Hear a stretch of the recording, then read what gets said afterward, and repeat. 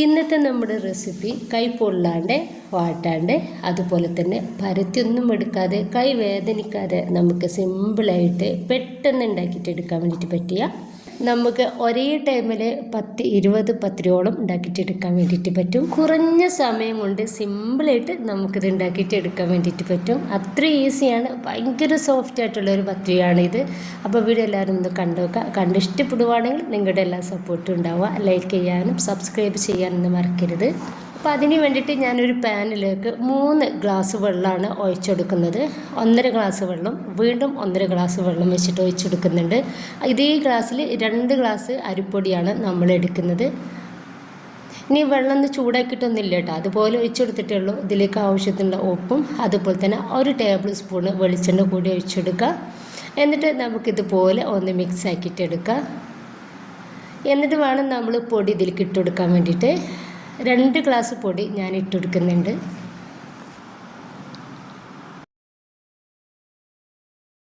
ഇനിയിപ്പോൾ നമുക്കിത് നന്നായിട്ടൊന്ന് മിക്സാക്കി കൊടുക്കുക. അപ്പോൾ ഈ ഒരു പൊടി നമ്മുടെ ഒരു വെള്ളത്തിൽ കിടന്നിട്ട് നന്നായിട്ട് ഒന്ന് കട്ടകളൊന്നും ഇല്ലാത്ത രീതിയിൽ ഒന്ന് റെഡി ആയിട്ട് കിട്ടണം.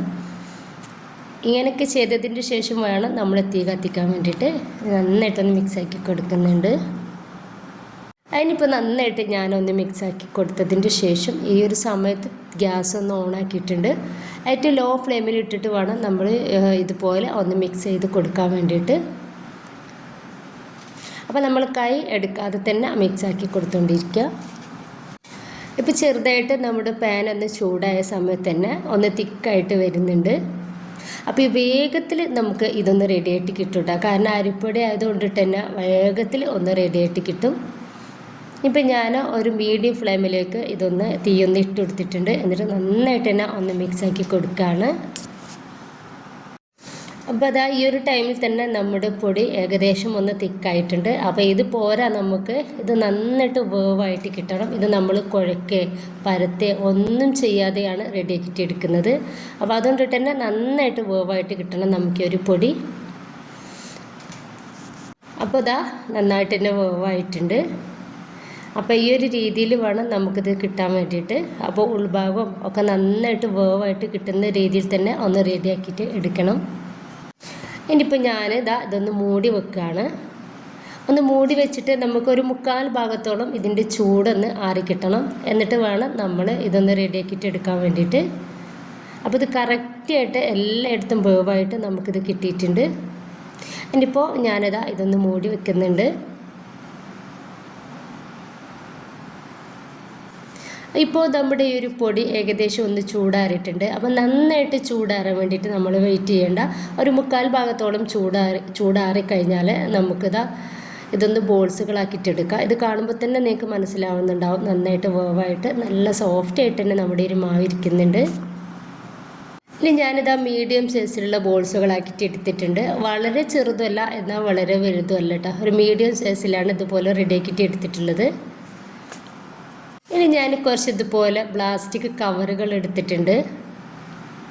ആ കവറ് ഓരോന്നും എല്ലാതും 4 സൈഡും ഒന്ന് കട്ട് ചെയ്തിട്ട് ഒന്ന് റെഡിയാക്കിയിട്ട് എടുത്തിട്ടുള്ള കവറാണ്. അപ്പോൾ നിങ്ങൾക്ക് എത്ര കവർ വേണമെങ്കിലും ഇതുപോലെ ഒന്ന് കട്ടാക്കിയിട്ട് എടുക്കുക. അപ്പോൾ ഞാൻ ഒരു 5 കവറാണ് ഇതുപോലെ ഒന്ന് കട്ട് ചെയ്തിട്ട് എടുത്തിട്ടുള്ളത്. ഇനിയിപ്പോൾ ഒരു കവർ എടുക്കുക. എന്നിട്ട് അതിൽ കുറച്ച് വെളിച്ചെണ്ണ ഓയിൽ എന്തെങ്കിലും ഇതുപോലെ ഒന്ന് തേച്ചെടുക്കുക.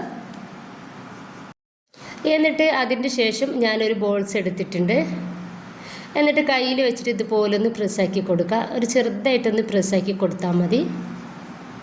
എന്നിട്ട് നമുക്ക് ഈ ഒരു കവറിലേക്ക് ആ ഒരു ബോൾസ് നടുവിലായിട്ട് വെച്ച് കൊടുക്കുക. 4 സൈഡും നമുക്ക് ഈക്വലായിട്ട് തന്നെ സ്പേസ് ഉണ്ടാവണം.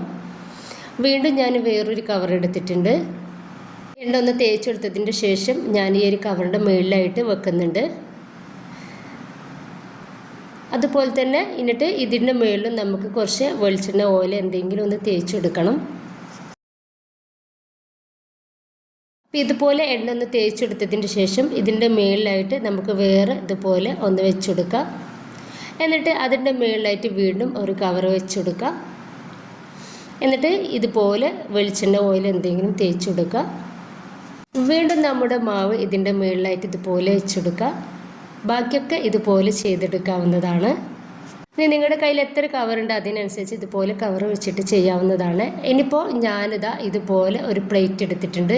അത് ഇതുപോലെ ഒന്ന് അമർത്തി കൊടുക്കുകയാണ്. നന്നായിട്ടൊന്ന് പ്രസ്സാക്കി കൊടുക്കുക. ഭയങ്കര സോഫ്റ്റ് ആയിട്ടാണ് നമ്മുടെ ഒരു മാവ് ഇരിക്കുന്നത്. അതുകൊണ്ടിട്ട് തന്നെ നമുക്ക് 2-3 പ്രാവശ്യം ഇതുപോലെ ഒന്ന് പ്രസ്സാക്കി കൊടുത്താൽ തന്നെ റെഡി ആയിട്ട് കിട്ടും. അപ്പോൾ എല്ലാ പത്തിരിയും ഈക്വലായിട്ട് തന്നെ റെഡി ആയിട്ടുണ്ട്. അപ്പം നമുക്ക് ഒരു 15 10 ഇനി വേണമെങ്കിൽ 20 പത്തിരിയൊക്കെ നമുക്കിതുപോലെ റെഡിയാക്കിയിട്ട് എടുക്കാവുന്നതാണ്. ഒറ്റ ട്രിപ്പിന് തന്നെ നമുക്കിതുപോലെ പത്തിരി പരത്തിയിട്ട് എടുക്കാൻ വേണ്ടിയിട്ട് പറ്റും കേട്ടോ. ഓരോന്നായിട്ട് റെഡിയാക്കി നമ്മുടെ ടൈം ഒരിക്കലും നമുക്ക് വേസ്റ്റ് ആക്കേണ്ട ആവശ്യമേ വരുന്നില്ല. ഇനിയിപ്പോൾ ഈ ഒരു കവർ എടുത്ത് മാറ്റാം. അപ്പോൾ പത്തിരി ഞാൻ എടുത്തിട്ട് ഇനി പൊടിയിലൊന്ന് ഡിപ്പ് ചെയ്തിട്ട് ഒന്ന് തട്ടിയിട്ട് നമുക്ക് പ്ലേറ്റിലേക്ക് മാറ്റി കൊടുക്കുക. അത് കാണുമ്പോൾ തന്നെ നിങ്ങൾക്ക് അറിയുന്നുണ്ടാവും ഭയങ്കര സോഫ്റ്റ് ആയിട്ടാണ് നമ്മുടെ ഒരു പത്തിരി ഇരിക്കുന്നത്. അതിനിപ്പോൾ പൊടിയിലേക്ക് ഇട്ട് കൊടുത്തിട്ടുണ്ട്. ഇതുപോലെ ഒന്ന് റെഡിയാക്കി എടുത്തതിൻ്റെ ശേഷം നമുക്ക് പ്ലേറ്റിലേക്ക് മാറ്റി കൊടുക്കാം. ബാക്കി എല്ലാതും ഞാൻ ഇതുപോലെ ഒന്ന് ചെയ്തെടുക്കുന്നുണ്ട്.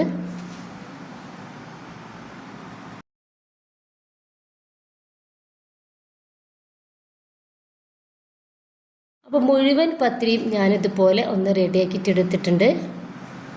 ഇനി നമുക്കിത് ഓരോന്നും ചുട്ടെടുക്കാവുന്നതാണ്. നന്നായിട്ട് ചൂടായിട്ടുള്ള പാനിലേക്ക് ഞാൻ പത്തിരി ഒന്ന് ഇട്ടെടുക്കുന്നുണ്ട്. നമ്മുടെ ഈ ഒരു തീ നല്ല ഹൈ ഫ്ലെയിമിലേക്ക് മാറ്റണം കേട്ടോ. എന്നെങ്കിൽ മാത്രമാണ് നമുക്ക് പത്തിരി വേഗത്തിലൊന്ന് റെഡിയാക്കിയിട്ട് എടുക്കാൻ വേണ്ടിയിട്ട് പറ്റുള്ളൂ. പത്തിരി മറിച്ചിട്ട് കൊടുക്കൽ എപ്പോഴാണെന്ന് വെച്ചാൽ നമ്മുടെ ഒരു പത്തിരിൻ്റെ മേലിൽ നന്നായിട്ട് ആവി വരുന്ന സമയത്ത് നമുക്കിതുപോലെ മറിച്ചിട്ട് കൊടുക്കാം. അപ്പോൾ അതൊന്ന് നന്നായിട്ട് പൊള്ളിച്ച് നമുക്ക് കിട്ടിയിട്ടുണ്ട്. ബാക്കി കൂടി ഇതുപോലെ ചെയ്തെടുക്കാം.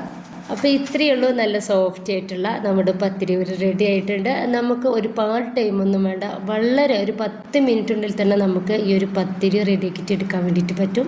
അപ്പോൾ എല്ലാവരും ഇതുപോലെ ഒന്ന് ട്രൈ ചെയ്ത് നോക്കാം. നിങ്ങളുടെ അഭിപ്രായങ്ങൾ കമൻ്റായിട്ട് അറിയിക്കുക. ഇഷ്ടമായിട്ടുണ്ടെങ്കിൽ നിങ്ങളുടെ എല്ലാ സപ്പോർട്ടും ഉണ്ടാവുക. ഇൻഷാ അല്ലാഹ്. Okay, by.